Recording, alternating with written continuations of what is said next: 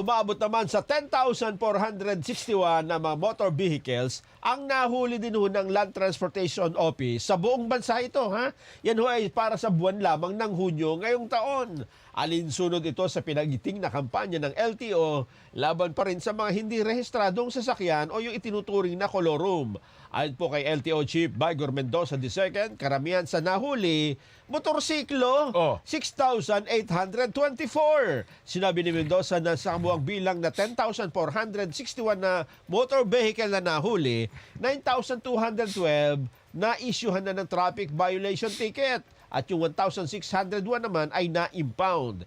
Ilan sa mga naka-impound na sasakyan ay yung mga pampublikong sasakyan na hindi ho na-isyuhan ng permit ng LTO.